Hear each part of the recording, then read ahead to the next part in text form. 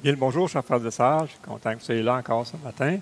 Laissez-moi commencer avec une petite annonce. Je ne vous cacherai pas ma déception cette semaine lorsque j'ai pris connaissance du plan de déconfinement de notre gouvernement. Donc, malheureusement, on s'attendait peut-être à un assouplissement à partir du 2 juin.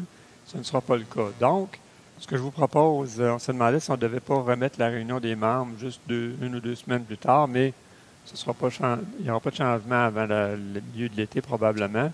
Donc, je vous propose qu'on garde la réunion des membres le 30 mai comme prévu à l'origine.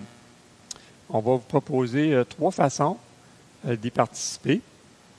La première, c'est que cette semaine, on va vous envoyer un lien sur lequel vous allez pouvoir vous connecter depuis la maison et participer, entendre la rencontre. En passant, on va essayer de l'écourter le plus possible. Et vous allez pouvoir même voter depuis chez vous. Par contre, chaque membre de l'Église doit avoir sa propre session d'ouverte pour voter individuellement. Deuxièmement, comme à l'habitude, vous pouvez voter par procuration. Le hic, par cette façon-là, c'est que vous n'aurez pas eu l'introduction ou l'explication avant de passer au vote, mais vous avez cette possibilité de voter par procuration. Donc, vous mandatez une personne de voter pour vous. Ça serait important que cette personne-là ne soit pas présente par Internet à ce moment-là, parce qu'elle ne pourra pas voter 2 ou 3 fois, dépendamment si elle a des personnes qu'elle doit voter par procuration. La troisième façon, bien, si vous n'avez pas accès à un Internet suffisamment vite à la maison, vous pouvez venir directement au bâtiment à l'église. Donc, à 1h15, je vous propose pour qu'on ait le temps de terminer la troisième rencontre, puis qu'on ne termine pas trop tard non plus. Donc, moi, je pense que c'est possible d'arriver autour d'une heure totale la rencontre. On va regarder ça ensemble si c'est faisable, dépendamment des interventions aussi, là, mais on va essayer de l'écourter le plus possible. Donc, gardez ça à vos agendas le 30 mai, donc dimanche prochain, à 13h15, on a notre réunion importante des membres, et c'est important qu'on ait un bon quorum, parce qu'on a besoin de 80 pour pouvoir voter pour que Jean-Pierre puisse revenir avec nous sur le conseil. C'est un des votes qu'on va prendre. Donc, avant de commencer notre texte de la semaine, puisque le texte parle de se réveiller cette semaine et que je me disais, bien, notre génération, c'est la génération des snooze. Donc, les gens se réveillent et font des dizaines de snooze avant de se lever, ce qui fait que souvent, les gens se retrouvent en retard au travail. Donc, je vous propose quelques images qui, justement, vont nous faire rire un petit peu par rapport au sujet des retards. Donc, regardez la première. Donc, le patron dit, hein, ça fait 4 jours que tu arrives en retard au travail. Tu en conclus quoi? Puis l'employé un petit peu insouciant, ben, qu'on est jeudi? Peut-être. Pas comment je réagirais comme patron, mais ça ne semble pas être un gros souci pour lui. Hein? La deuxième image, les gens en retard, une belle pensée, là, sont souvent de meilleure humeur que les gens qui les attendent. Pas vrai, ça? Surtout peut-être si vous devez attendre sous la pluie comme cette dame ici, là. C'est pas une attente qui est bien agréable. Troisième image, pourquoi es-tu arrivé en retard? Je me suis cogné la tête contre l'oreiller et j'ai perdu connaissance pendant 2 heures. Oh, ça a dû faire mal, ça. Hein? Et voilà la quatrième excuse. Voilà pourquoi je suis toujours en retard. Donc, il dit que c'est son chat qui joue avec son horloge. Et pareil. Donc, revenons au sérieux. J'ai une petite histoire que je voulais vous raconter ce matin. Vous savez que les vieux chrétiens, des fois, là, on se perd un peu dans notre jargon évangélique, ce qui fait qu'on a de la difficulté à se faire comprendre par nos contemporains. Donc, voici de quoi ça peut avoir l'air, parfois. C'est 2 pasteurs qui se tiennent sur le bord de la route avec chacun un panneau indicateur. Il y en a un qui est écrit « La fin est proche » et l'autre qui est écrit « Faites demi-tour maintenant avant qu'il ne soit trop tard ». Donc, la première voiture qui arrive à toute vitesse, la personne ouvre sa fenêtre et dit « Laissez-nous tranquilles, espèce de fanatique religieux. » Il passe tout droit et après la prochaine courbe, il entend les pneus crier et bang! Le bruit d'un gros accident. Et un des pasteurs dit à l'autre « Ce ne serait pas plus simple si on écrirait juste « Attention, pont effondré » sur nos pancartes. Oh, pas l'air, hein? Petit problème de communication, mais avec de graves conséquences, vous en conviendrez. Donc, le titre de mon message cette semaine, c'est « La fin des temps ». Et contrairement à ce que mon autocorrecteur me dit, je n'ai pas fait de faute d'orthographe, la fin FAIM. Parce que, de nos jours, quand on cherche les éléments que nous avons regardés depuis le début du chapitre 12, même dans l'Église, on reste sur notre fin. Les mains pures, qui sont le titre de notre série, sont parfois plus de l'ordre écrit dans le ciel que ce que nous vivons au quotidien, même si Paul nous y exhorte à répétition. En réalité, je crois que l'Église du 21e siècle a perdu de vue le vrai sens de la fin des temps, là, F-I-N, des temps. La fin des temps dans laquelle nous sommes d'ailleurs depuis la mort de Christ. Cette fin des temps nous presse à agir en conformité avec ce que Paul nous présente dans son épître. Et malgré cela, notre siècle reste endormi. C'est pour ça qu'on prie pour un réveil d'ailleurs. Alors ce matin, on va terminer le chapitre 13 de l'Épître aux Romains. Après avoir progressé depuis le début du chapitre 12 à pas de tortue, on a fait un verset par semaine souvent, et bien là, on va tomber un petit peu à un rythme beaucoup plus vite, un peu comme les petits lièvres qui courent dans mon jardin présentement et dont je dois protéger nos récoltes parce qu'ils viennent les manger. Donc, tournez avec moi dans Romains, chapitre 13, à partir du verset 11. Ça vaut la peine de le tourner. Prenez le temps de le tourner avec moi. Romains, chapitre 13, et à compter du verset 11. Qui nous dit « Cela importe d'autant plus que vous savez en quel temps nous sommes. C'est l'heure de vous réveiller enfin du sommeil, car maintenant, le salut est plus près de nous que lorsque nous avons cru. La nuit est avancée, le jour approche. Dépouillons-nous donc des œuvres des ténèbres et revêtons les armes de la lumière. Marchons honnêtement, comme en plein jour, loin des excès et de l'ivrognerie, de la luxure et de l'impudicité, des querelles et des jalousies. Mais revêtez-vous du Seigneur Jésus-Christ et n'ayez pas soin de la chair pour en satisfaire les convoitises. » Donc, c'est un texte important, et on va juste prendre le temps de remettre ce temps devant le Seigneur.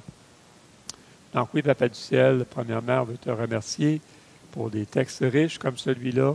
Certainement, on a besoin que ton esprit vienne nous éclairer, que ton esprit vienne faire une différence. On ne veut pas seulement, Seigneur, acquérir des connaissances. On veut, comme on l'a vu, que nos vies soient transformées par le renouvellement de l'intelligence. Et c'est ce qu'on te réclame ce matin. Prépare nos cœurs à recevoir. Puis dans ta grâce, Seigneur, utilise ma bouche pour bien communiquer la puissance de ce texte. En Jésus. Amen. Bien que j'aime-tu Paul, moi. Je l'aime, c'est le champion des analogies, des illustrations. Et Paul, ce matin, nous ramène dans notre lit. Donc, permettez-moi d'utiliser cette illustration tout au long de la prédication. Et que notre lit, il est-tu bon? Surtout quand on est bien au chaud dans nos couvertures et que la chambre, elle, est frissonnante de l'air frais de la nuit qui est entré toute la nuit par la fenêtre qu'on avait laissée ouverte. Le hic ou le problème à ce moment-là, c'est qu'on est tellement bien qu'on ne veut plus sortir des couvertures. Quand on a le bout du nez froid, là, et c'est ce qui fait que souvent les gens vont faire des snooze à répétition. Mais le jour nous appelle. Il faut qu'on prenne notre courage à deux mains, qu'on saute dehors du lit, en dehors de notre chaud confort. Hein? Et c'est dans ce contexte-là qu'on va aborder le texte ce matin. Donc, premièrement, oups, il fait clair dehors. À cette étape, tu entr'ouvres les yeux. Mais là, il fait déjà jour. Oups, quelle heure il est? Là, tu vis toujours un bref instant, peut-être une seconde ou deux de panique. Tu files mal pour quelques secondes. Donc, pour commencer cette section, Paul commence avec l'expression « Cela importe d'autant plus ». Il fait référence à tout ce qu'il vient de mentionner depuis le début du chapitre 12, à notre intelligence qui est renouvelée, qui transforme nos vies du tout au tout, à nos corps qui sont offerts comme des sacrifices vivants.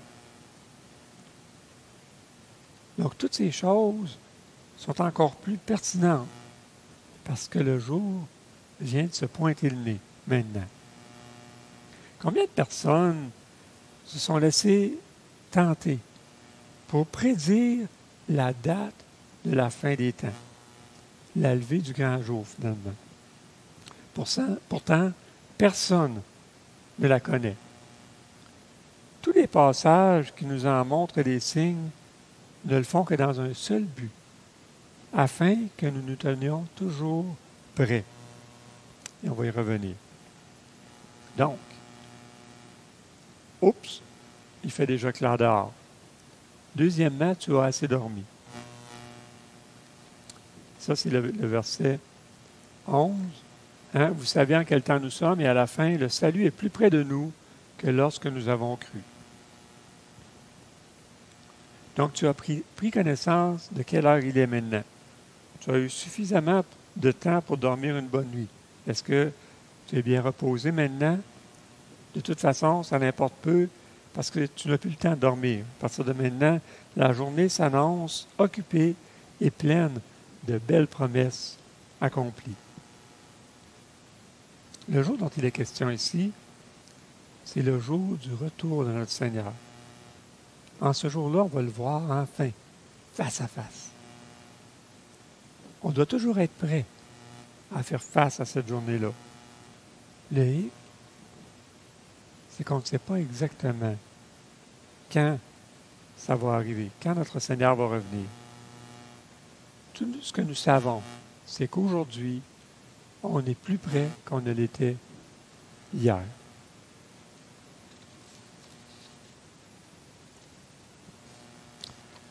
Imaginez-vous, si à l'époque où Paul a écrit son épître, la nuit était déjà avancée, que le jour était déjà proche, eh bien, imaginez-vous, aujourd'hui, 2000 ans plus tard, combien plus proche on est de ce jour. Donc, depuis la mort et la résurrection de Jésus-Christ, nous sommes dans ce que la Bible appelle la fin des temps. Cette période entre la fin de la nuit et le début du jour, qu'on appelle aussi le crépuscule. C'est dans cette optique que le jour du retour du Seigneur est appelé l'étoile du matin. Deux textes qui nous parlent de ça. 2 Pierre, excusez-moi. 2 Pierre 1,9, et nous tenons pour d'autant plus certaine la parole prophétique à laquelle vous faites bien de prêter attention, comme une lampe qui brille dans un lieu obscur, jusqu'à ce que le jour vienne apparaître et que l'étoile du matin se lève dans vos cœurs. Et l'autre texte, c'est Apocalypse 2,28, et je lui donnerai l'étoile du matin. Donc, voilà là où nous sommes. Donc, le jour qu'on attend, finalement, le jour de l'étoile du matin, évidemment, quand le soleil va se lever, mais on s'approche de plus en plus de ce moment-là, bien précis. Donc, oups, il fait clair dehors, tu as assez dormi. Maintenant, ton cadran vient de sonner, troisièmement. Et là, on fait référence au milieu du verset 11, c'est l'heure de vous réveiller. C'est ce que le cadran nous dit chaque matin. Jacques, c'est l'heure de te réveiller. Verset 12, la nuit est avancée, le jour est proche. Donc, avec le cadran du Seigneur, tu n'as pas l'option de peser sur 12. Ça n'existe pas sur le cadran du Seigneur. Sinon, tu risques d'être en retard, de ne pas être prêt lorsque l'étoile du matin va enfin se lever. Le royaume de Dieu a besoin de toi aujourd'hui. Ça presse. Je me rappellerai toujours d'un épisode du film La liste de Chandler. Je ne sais pas si vous l'avez déjà vu. C'était dans le temps de la guerre où l'Holocauste a eu lieu. Des millions de Juifs ont été assassinés. Et Chandler avait vraiment pas une bonne vie, mais il avait choisi de racheter les Juifs pour les faire travailler pour lui comme esclaves, quasiment finalement. Mais on se retrouve à la fin du film, et là, il réalise tous les Juifs. Et c'est là l'idée de la liste de Chandler, toute la liste des gens qu'il a sauvés. Et là, il se rend compte, en voyant sa bague. Il dit, avec cette bague-là, j'aurais pu en racheter encore 10 qui seraient encore en vie aujourd'hui. Il regarde sa voiture, j'aurais pu en acheter encore plus avec cette voiture-là. Mais je ne l'ai pas fait. Et là, il vit des remords. Bon, il faut être prudent lorsqu'on s'aventure sur ce terrain-là. Parce que le salut des âmes et aussi l'œuvre dans son Église, ça appartient à Dieu. C'est sur ses épaules à lui, pas sur les miennes. Mais il nous accorde la grâce de pouvoir y participer.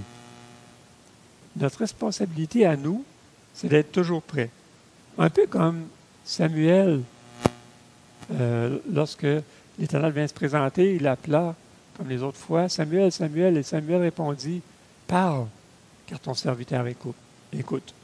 Donc ça, c'est notre rôle à nous, de toujours être prêt à répondre lorsque le Seigneur veut nous utiliser dans son royaume.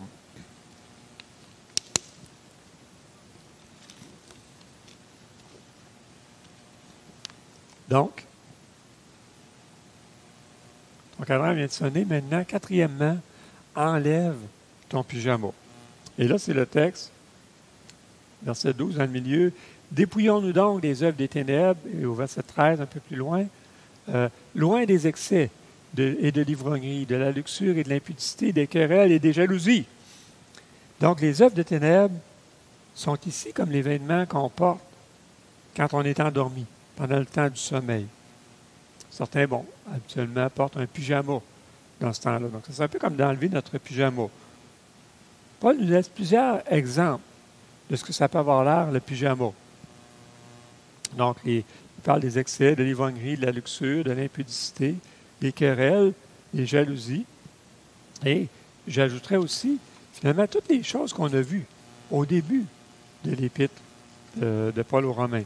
Donc, dans les 3 premiers chapitres. Et c'est là ce que l'on fait. C'est là de quoi on a l'air lorsqu'on marche dans les ténèbres, pendant la nuit, pendant qu'on dort. Quand on n'est pas éclairé, fortifié et transformé par l'Esprit Saint. Donc, enlève ce vieux pyjama-là. Et 5e, prépare-toi pour ce nouveau jour qui se pointe. Et là, on voit ça à la fin du verset 12. Revêtons les armes de la lumière, verset 13. Marchons honnêtement comme en plein jour. Et au début du verset 14, revêtez-vous du Seigneur Jésus-Christ. C'est le temps d'enfiler des vêtements décents pour affronter cette nouvelle journée. Et ces vêtements, eh bien, c'est Christ. Comme nous le disait le verset 2, d'ailleurs, ne vous conformez pas au siècle présent, mais soyez transformés par le renouvellement de l'intelligence afin que vous discerniez ce qu'est la volonté de Dieu, ce qui est bon, agréable et parfait. Ça, c'est Jésus-Christ qu'on est en train de revêtir quand on fait ça. Donc, c'est de se laisser transformer, modeler par l'Esprit afin de ressembler de plus en plus à Jésus. Revêtir Christ, finalement, c'est ce qu'on a étudié depuis les derniers mois. À partir du verset 12-9 jusqu'à 13-10, on a vu la semaine passée, c'est ça, revêtir Christ. Donc, non seulement nous sommes appelés à racheter les œuvres de ténèbres, à enlever notre pyjama, mais aussi à nous laisser revêtir à l'exemple que Jésus nous a laissé. Et finalement, sixièmement, ne retourne pas dans ton lit. Et c'est la fin du verset 14. N'ayez pas soin de la chair pour en satisfaire les convoitises. Là, tu regardes ton lit là, qui n'a pas été fait encore et que ton oreiller a-tu l'air bon. Hein? Ça te tenterait tellement juste de déposer ta tête. Ah, juste une petite minute là, pour te reposer. Non, résiste. Résiste à ça. Fais ton lit tout de suite, puis là, regarde-le plus. Là. Ne satisfais pas ta chair. Hein? Tu as une magnifique journée devant toi. Dans l'église où on était avant, on disait souvent cette expression, la chair est stupide. Et c'est le cas. Si on se laisse guider par elle, on va accomplir des choses horribles, comme de détruire notre prochain, quand ce n'est pas de s'auto-détruire soi-même. Notre chair n'est capable que de nous conduire dans ses convoitises. Elle n'est pas fiable. Méfiez-vous de votre chair. Ne la dorlotez pas. C'est ça que ça nous dit à la fin du verset. Voilà le sacrifice que nous devons présenter sur l'autel de notre Dieu. Notre chair, bon, dans le sens figuré, évidemment, nous voulons la faire mourir pour laisser place à notre nouvelle nature qui est transformée par l'Esprit de Dieu.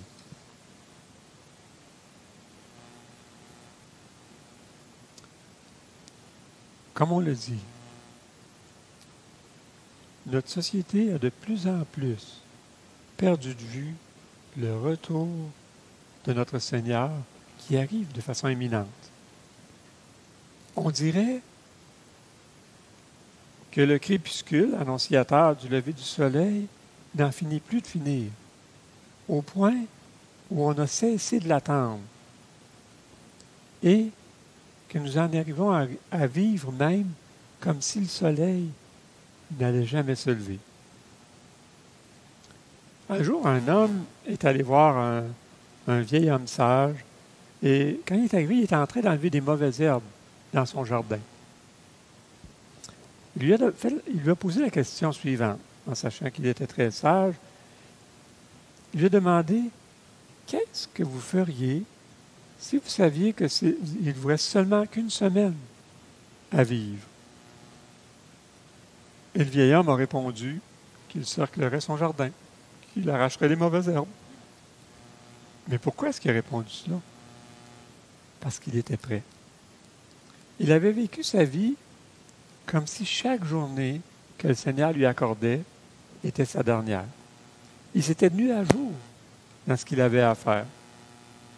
Alors, ce qu'il faisait, c'était toujours ce qu'il croyait juste, ce qu'il croyait le meilleur dans cette circonstance.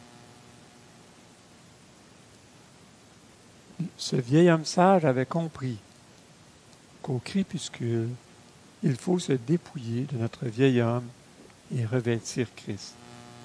Il était toujours prêt à voir l'étoile du matin se lever. Toujours prêt à ce que le retour du Seigneur arrive n'importe quand. Il croyait que nous ne devons pas, que nous devons encore attendre le retour de Christ tel qu'il nous l'a promis. Frères et sœurs, notre vie ici-bas est négligeable par rapport à l'éternité qui nous attend, qui est devant nous, qui est imminente. Ce que nous investissons ici-bas dans le royaume de Dieu va avoir des conséquences éternelles. Ça vaut largement la chandelle.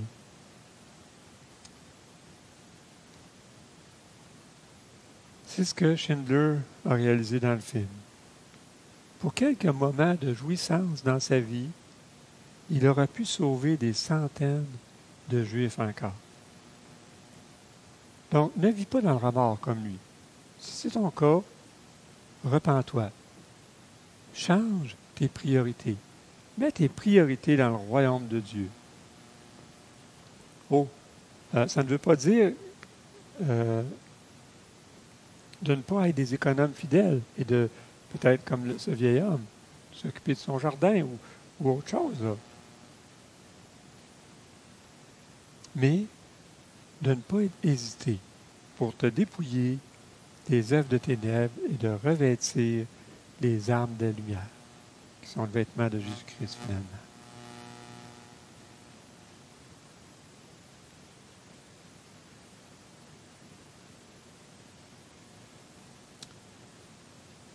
Tout ce que nous avons vu depuis le début du chapitre 12,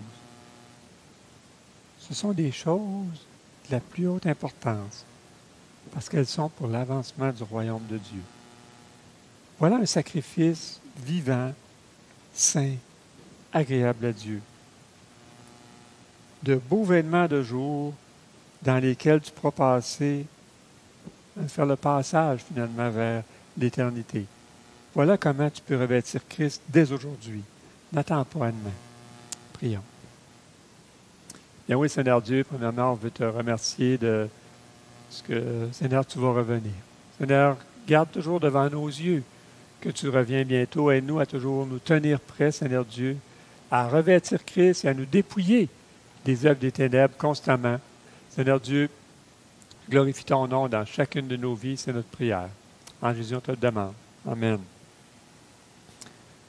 Juste une petite annonce en terminant. N'oubliez pas aussi cette semaine, mardi soir, 7 heures, on a un rendez-vous sur Internet. Je vais vous envoyer aussi le lien.